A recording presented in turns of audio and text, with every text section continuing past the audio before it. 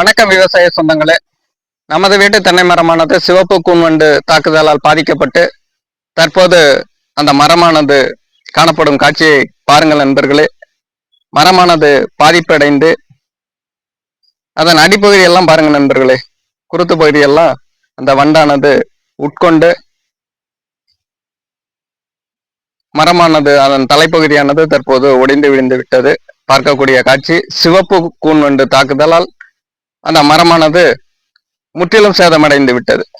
ஒரு 3 ஆண்டு பலன் வீணாகிவிட்டது. மிகவும் வேதனைக்குரியது. நன்றி விவசாய சொந்தங்களே. இந்த வீடியோ பதிவானது பிடித்திருந்தால் லைக் பண்ணுங்க, ஷேர் பண்ணுங்க. நமது விவசாய களஞ்சியம் சேனலை சப்ஸ்கிரைப் செய்து கொள்ளுங்கள். அப்பதான் நம்ம போடக்கூடிய ஒவ்வொரு வீடியோ பதிவானது உங்களை வந்தடையும். நன்றி விவசாய சொந்தங்களே.